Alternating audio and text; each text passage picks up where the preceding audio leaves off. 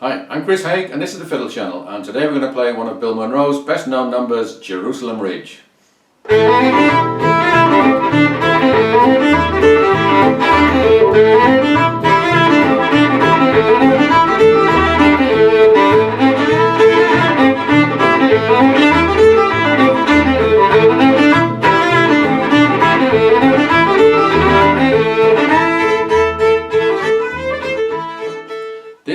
This tune is a request for Michael Hutchins, so thank you for asking this.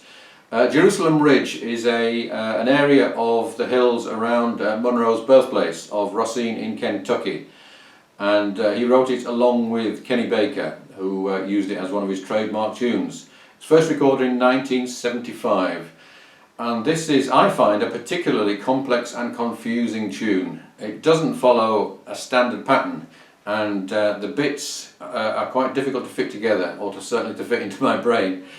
So it needs quite a lot of attention to actually memorise this thing. It's lots and lots of A minor, so let's go through the first section. 1, 2, 3, 4.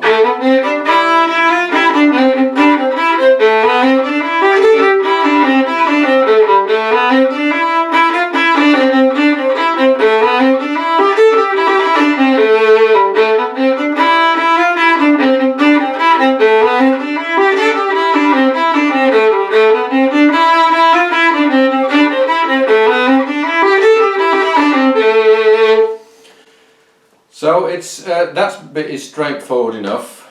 If you're playing it faster, you might want to do quite a lot of slurs, lots of slurs. But slow. Just a lot of short, smooth bows will work. So the B section starts off. And I find if I can remember that first bar, then I can get into the next section quite easily.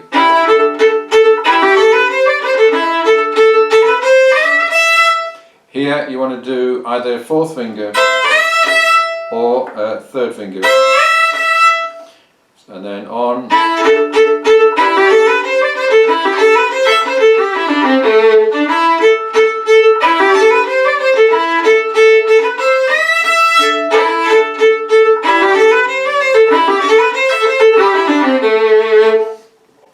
So that again is fairly straightforward, but then we get the tricky bit, which is a little bar of 2/4. So we're going from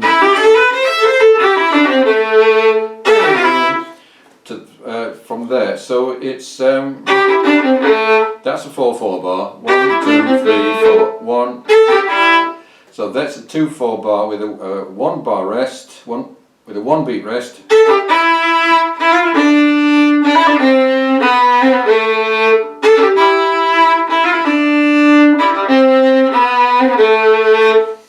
So, and that section is not repeated, which is a bit confusing. It's the only bit that's not. Right, into the D section, and I think we can do most of this in third position.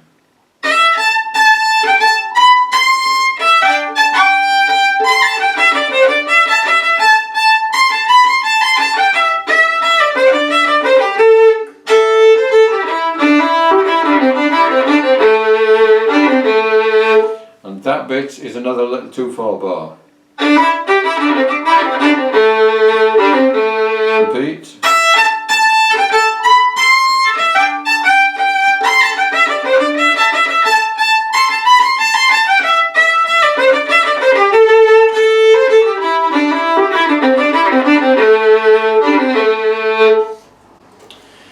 So the main challenge of this is remembering the sections. A section is repeated, B section is repeated, you've got that little 2/4 bar, the C section is not repeated, and then you've got the D section, which again is repeated. So it's mainly a question for me of remembering the first bar of each section. Let me take this from the beginning and we'll do it with the backing.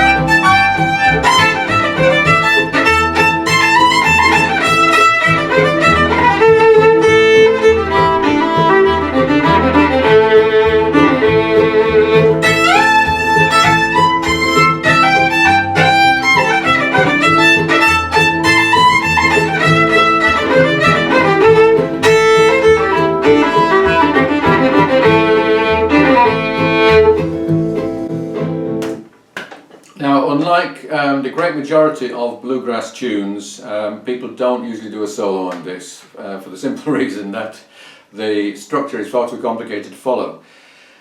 So if you do want to do a bit of improvisation, I would just take the last couple of bars of each section and just improvise around those a little bit, but stick with the structure and stick with most of the melody. I hope you found this useful, and if you'd like a copy of the dots, then do subscribe and send me an email, and I'll see you again soon.